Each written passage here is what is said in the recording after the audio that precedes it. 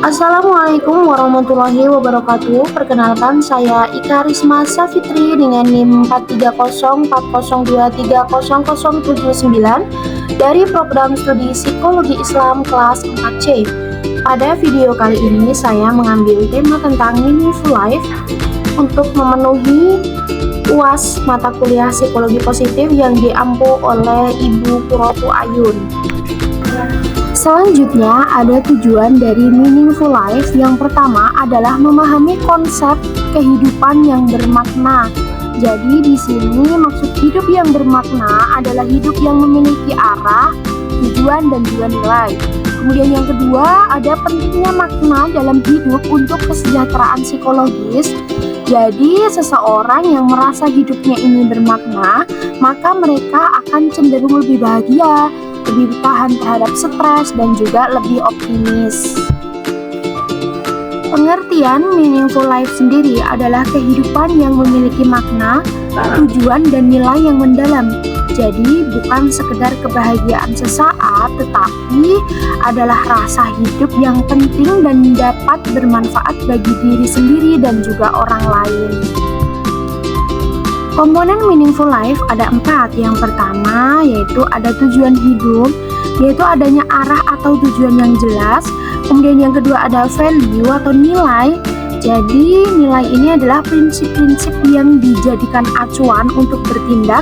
Kemudian yang ketiga ada keterlibatan. Jadi adanya keterlibatan penuh dalam aktivitas yang bermakna.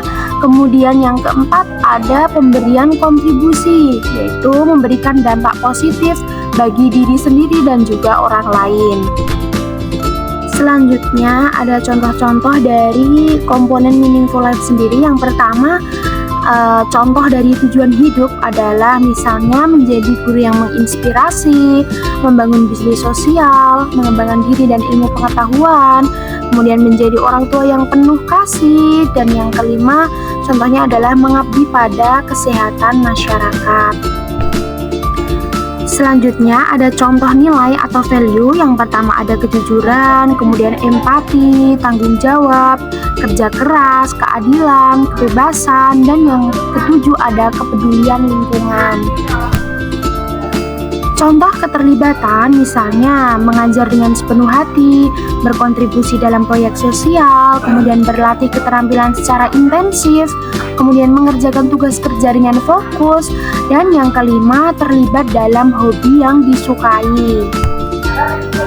Selanjutnya ada contoh pemberian kontribusi. Yang pertama ada membantu tetangga yang kesulitan, kemudian relawan di organisasi sosial, terus yang ketiga berbagi ilmu dan keterampilan, kemudian menciptakan produk ramah lingkungan, dan yang kelima mendorong perubahan positif di tempat kerja. Selanjutnya ada strategi membangun meaningful life. Yang pertama ada menemukan dan mengejar tujuan hidup yang personal dan relevan. Kemudian yang kedua mengidentifikasi dan menjalankan nilai-nilai inti dalam kehidupan sehari-hari. Kemudian yang ketiga membangun hubungan sosial yang bermakna. Kemudian yang keempat melakukan aktivitas yang memberikan kontribusi positif kepada orang lain atau masyarakat. Dan yang kelima, refleksi diri secara rutin dan menyesuaikan arah hidup sesuai kebutuhan. Selanjutnya ada beberapa kajian teori menurut para tokoh psikologi yang mendasari meaningful life. Yang pertama adalah Victor.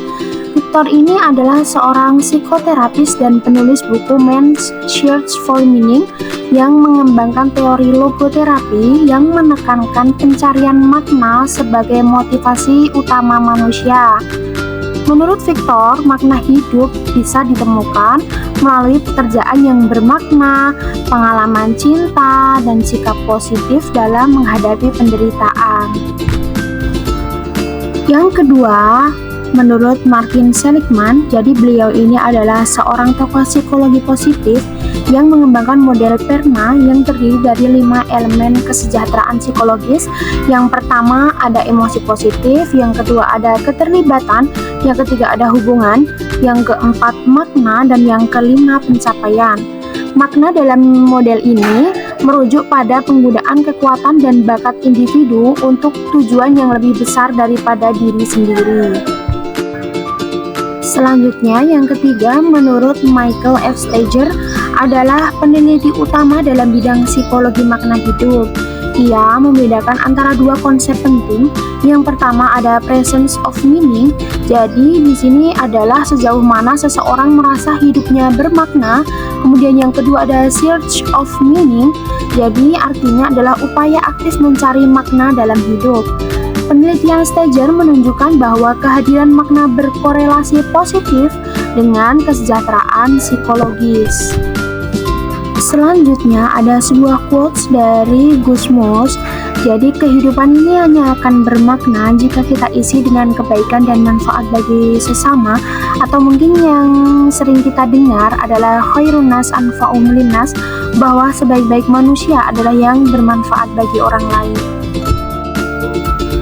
Selanjutnya ada manfaat meaningful life berdasarkan riset psikologi positif. Jadi di sini menurut Stager dan Martin Seligman, hidup yang bermakna ini untuk meningkatkan kesejahteraan psikologis dan kepuasan hidup.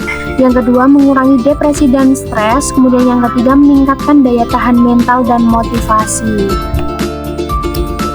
Yang terakhir ada tips untuk audiens yang menonton video saya. Yang pertama adalah temukan nilai inti Anda. Jadi cobalah refleksikan hal-hal yang paling Anda hargai. Misalnya kebebasan, kasih sayang, atau pertumbuhan. Kemudian jadikan ini sebagai kompas atau arah dalam membuat keputusan hidup. Yang kedua, lakukan hal kecil untuk orang lain.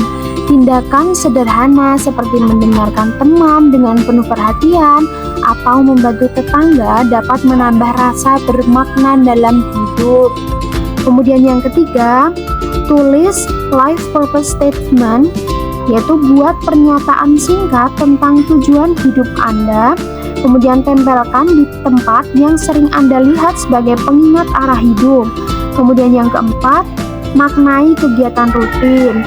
Jadi, bahkan pekerjaan sehari-hari seperti memasak, bekerja, atau membersihkan rumah bisa jadi bermakna jika dikaitkan dengan tujuan yang lebih besar, misalnya merawat keluarga dan juga melayani orang lain.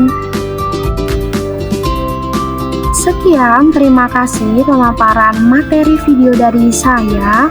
Saya memohon maaf atas segala kekurangannya karena tentunya masih banyak sekali kekurangan dari video saya, mungkin dari sisi pemaparan atau mungkin salah kata ketika menyampaikan bahasa asing dan juga mungkin materi yang keliru.